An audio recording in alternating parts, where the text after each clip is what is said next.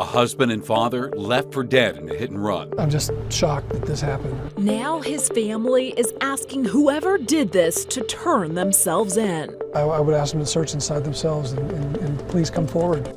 Plus, disagreements over Denver's STAR program. Really just ignoring our voices entirely, leaving us out of decisions. Committee members say they're being pushed out of the program by the city.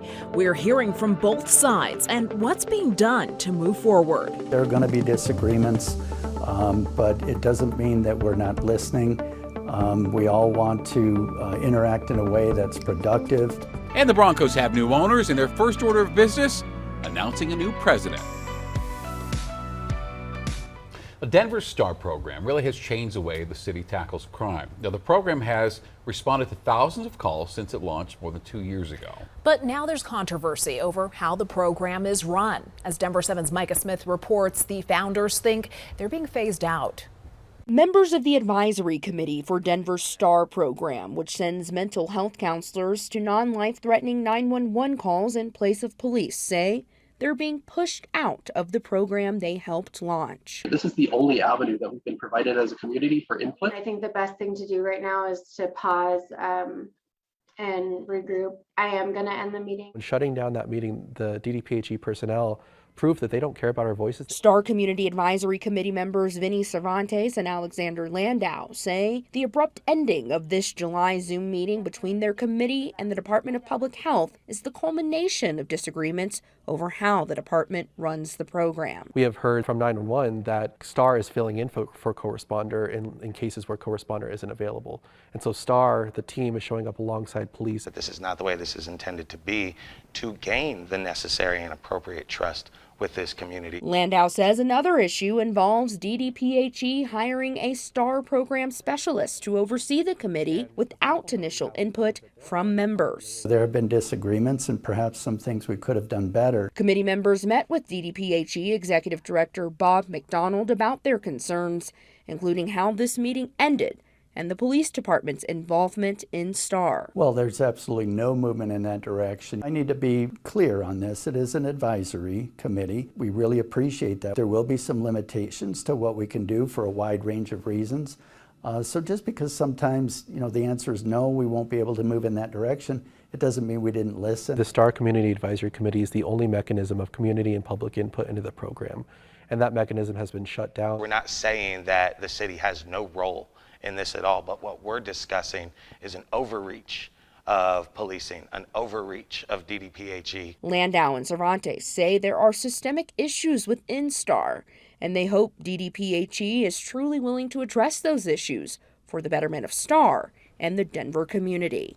Reporting in Denver, Micah Smith, Denver 7. In the city of Denver taking another approach to stopping violence. City Council approved funding to provide 2 assistants in the U.S. Attorney's Office to prosecute people who have guns illegally. We spoke to Mayor Hancock on Local 3 this morning, and he said this is an important partnership to reduce gun violence. We wake up every morning with another incidence of violence in our city. Whenever we've had this type of surge in particularly violent crime in Denver, we've always reached out to our partners and say, what can we do? Now, the mayor says last year, DPD confiscated 2,100 guns, and so far this year, they've taken 1,200. We're learning new details about the murder of a 14-year-old boy. The medical examiner's office says Jojo Aragon was shot, stabbed, and beaten. Jojo's body was found near a baseball field at the Southwest Rec Center Monday afternoon. Police haven't arrested a suspect in his death. If you know anything, call 720-913-7867. Police are also asking people who live nearby to check their surveillance cameras.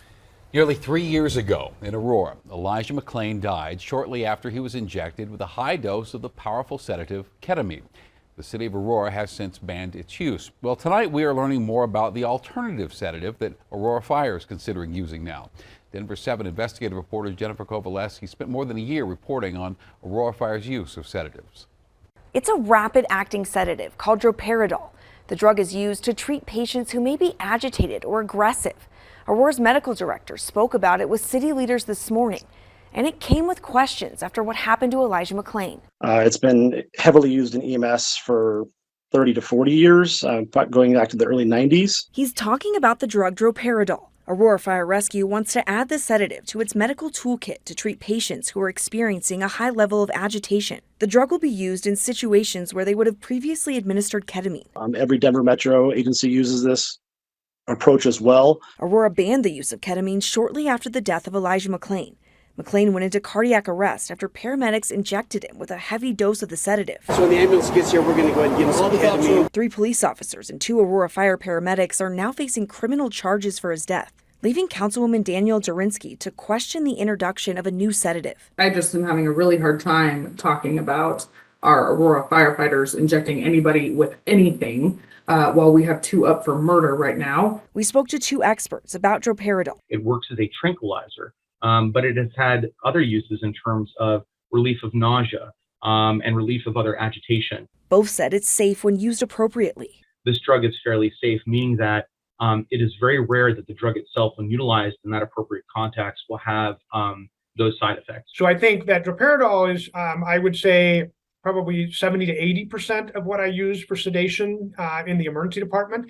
Dr. Chris Colwell, who is the former medical director at Denver Health, believes using sedatives are a safer option than restraining someone in an agitated state. But to not have the ability to appropriately sedate a patient when that is necessary, I think really does represent a risk to those patients and to providers. Both experts noted that this drug does have a black box warning from the FDA that significantly reduced its use in the early 2000s, but the drug is making a comeback. They also said the heart complications were attributed to much higher doses than typically given on an EMS call. I'm Denver 7 investigative reporter Jennifer Kovaleski. And Aurora tells us it is working with the consent decree monitor and other officials on education about this new medication. Aurora says other departments in the metro already use this type of sedative. The 5 former Aurora police officers and paramedics involved in the 2019 death of Elijah McClain will be arraigned tomorrow. A grand jury indicted the men on a combined 32 counts. Last month, lawyers for the 5 argued there wasn't enough evidence to support criminal charges, but a judge disagreed. The future of Nederland's police department is up in the air. The Boulder County commissioners are holding a town hall right now in Nederland to discuss the issue. Nederland is down to 1 full-time officer who is also the police chief. Town officials are considering 3 options. One is to pay the Boulder County Sheriff's Office to extend its contract with the town to cover gaps in shifts. Another is to put a question on November's ballot asking for more money for the department. And the third is to dissolve the police department and let the Boulder County Sheriff's Office fully take over. I need to do something quickly with the support of the community that keeps Nederland safe, doesn't burn out our officers, doesn't leave our community exposed, and that's a tough order. The department is supposed to have 6 officers to be considered fully staffed. A husband and father of 2 was left to die yesterday morning. Denver police say a driver ran a red light, hit him, and took off. This happened at 13th and Syracuse, an area neighbors say is known for crashes. Denver 7's Patrick Perez sat down with the man's brother as his family pleads for this driver to surrender to police. We were in this same area back in April reporting on a deadly crash involving a driver who ran the light. Police say in this most recent case, a driver also ran the light and did not stop. The family of the victim tells me stopping would not have changed the outcome, but it would have made his death less upsetting. I don't know how after a day and a half almost, that you can't come to your senses and turn yourself in. That mentality is so foreign to me. Dan Perkins is too emotional to show his face on camera, but he still agreed to talk to us with the hopes of seeking justice for his twin brother, Steve Perkins. Great dad, a great husband. He and his wife, Laura, have been married for over 20 years. Police say a driver struck Steve as he was riding his bike Wednesday morning near 13th and Syracuse in Denver. Surveillance video, which we've stopped, shows the driver running the red light and hitting Steve. I probably had been there with him 2 hours before the accident happened. Dan says he and Steve would often ride their bikes together in the morning before taking off to their respective homes. He hadn't heard from him after their Wednesday ride until Steve's wife called him from the emergency room. I knew it was bad because she wouldn't tell me he was okay. Dan was floored, he says, when he learned what had happened and that the driver of this Ford Explorer had taken off. I don't know what this guy was doing. All I know from the police is that he ran a red light. Gotcha. And I don't have a brother anymore because of it. The area where Steve was killed is a known problem spot for crashes. In April, just a block down, a man was killed after neighbors say a driver ran a red light. I have a real concern for my community. You know, it's not just that I feel that I don't feel safe walking my neighborhood anymore. It's that I worry about the people that I see in this neighborhood who regularly walk here every day. Dan doesn't know what else could have been done to stop the driver from running the red light. He just wants whoever it is to do the right thing for Steve, his wife, and their 15-year-old twin boys. I would ask them to search inside themselves and please come forward. I mean, turn yourself in and let justice be done because it needs to be. Patrick Perez, Denver 7. Denver police are still trying to track down the driver of that Ford Explorer. Now call Metro Denver Crime Stoppers if maybe you could help here. The Denver Department of Transportation said in April its engineers were going to determine whether any traffic improvements were needed on that stretch of road. And we asked the department today about that, but they have yet to get back with us. Taking a closer look at deadly crashes in Colorado, CDOT reports nearly 370 people died in crashes this year already. Last year, there were a total of 690 deaths, which was the worst year for traffic death since 2002. Colorado is getting nearly $46 million for 3 transportation projects. The money comes from the bipartisan infrastructure law. Most of the money will go toward the Westward 3 project for bicycle, pedestrian, and parking improvements in Grand Junction, Rifle, and Glenwood Springs. Alamosa will also get money to build a pedestrian bridge near Adams State University, and Pueblo will get funds to reconnect the west side of the city to downtown. Well, the Denver Broncos have a new president just 2 days after getting new owners. Damani Leach was named president this morning. He has 25 years experience total in the NFL and in college football. He spent the last 3 years as COO of NFL International. He, along with George Payton, the general manager, will report directly to Broncos CEO Greg Penner. The Broncos get their first taste of competition. The Cowboys are in town ahead of Saturday's first preseason game. They're getting their tails handed to them.